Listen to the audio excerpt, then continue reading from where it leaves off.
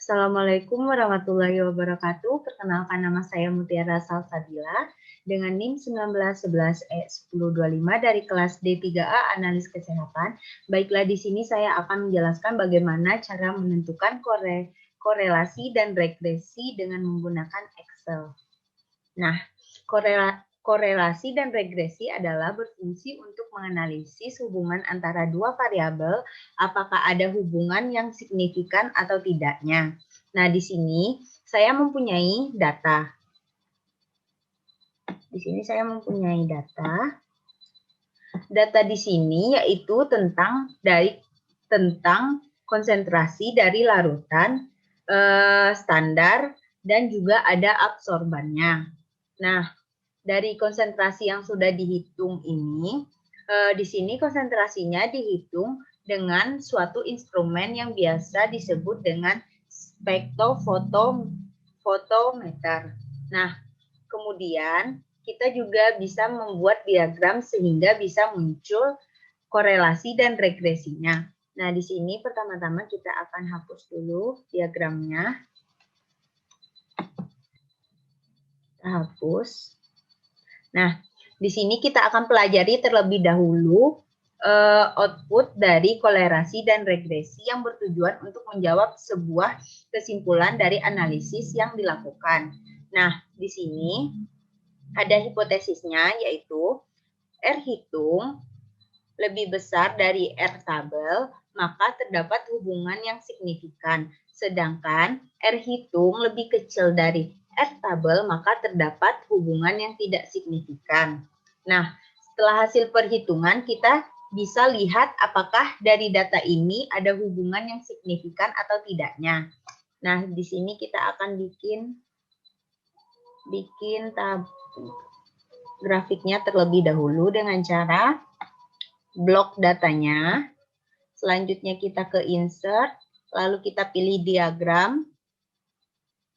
Di sini kita pilih ini, kita pilih yang sektor yang ini. Selanjutnya kita ke bagian kiri atas ada quick layout.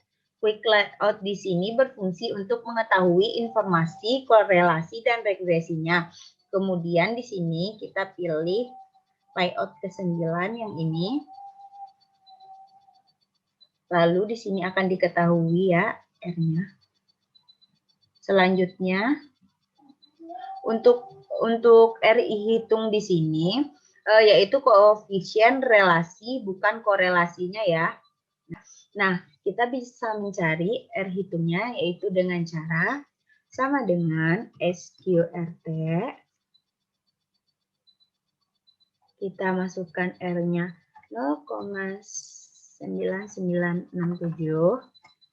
Lalu kita klik enter, maka didapatkan R hitungnya yaitu 0,9983. Karena terlebih dahulu kita mencari dB atau derajat bebas. Nah, derajat bebas di sini yaitu dengan rumus N dikurang 2. Nah, di sini N itu adalah jumlah data.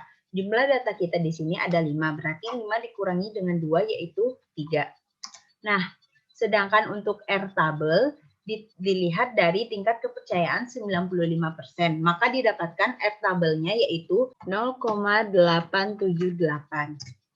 Nah, didapatkan R tabelnya 0,878. Nah, maka setelah didapatkan R hitungnya 0,9983 dan R tabelnya 0,878, maka yang sesuai dengan hipotesis yaitu R hitung lebih besar dari R tabel, maka terdapat hubungan yang signifikan. Nah, di sini kita bisa hapus ininya ya.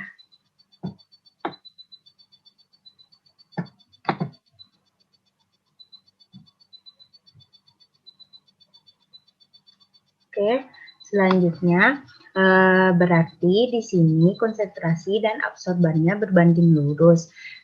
Semakin tinggi konsentrasinya, maka semakin tinggi juga absorbannya. Jika hasilnya tidak signifikan, berarti ada yang salah dari instrumennya atau saat melakukan pipet suatu sampel atau reagennya yang sudah kadaluarsa. Ada beberapa faktor yang menjadi respon alat menjadi tidak bagus, sehingga menyebabkan hasil yang tidak signifikan. Nah, jadi kita tidak hanya menggunakan diagram scatter untuk mencari korelasi dan regresinya.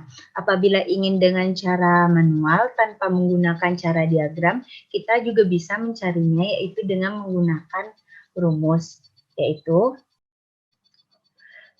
untuk slope atau nilai kemiringan, kita bisa menggunakan rumus yaitu sama dengan slope. Nah, di sini kita pakai blok data yang absorbannya. Lalu kita klik koma karena di sini komputer saya menggunakan koma, tergantung pada komputer masing-masing ya. Selanjutnya kita blok lagi data konsentrasinya. Lalu kita klik enter, maka didapatkan slope-nya 0,0004. Nah, untuk mencari intercept-nya kita bisa menggunakan rumus sama dengan intercept.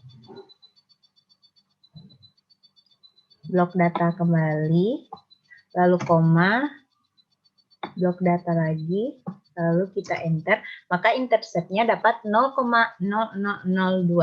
Lalu selanjutnya kita akan mencari koefisien korelasi atau R hitungnya dengan rumus sama dengan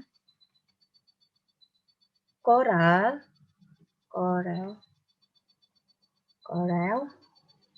array 1, array 2 yaitu ini, lalu koma, dan blok yang ini, lalu klik enter. Maka didapatkan koefisien korelasi atau R hitungnya yaitu 0,9984. Nah, di sini R hitung dengan cara manual dan dengan cara diagram atau diagram scatter. Kenapa berbeda? Karena tadi untuk diagram scatter kita mengakarkan langsung nilainya. Kalau yang manual ini itu perhitungannya langsung dan langsung dari formulanya, tetapi tidak akan menjadi permasalahan yang berarti karena nilainya akan sama saja. Nah, sekian video yang dapat saya jelaskan mengenai korelasi dan regresi. Lebih dan kurangnya saya mohon maaf. Assalamualaikum warahmatullahi wabarakatuh.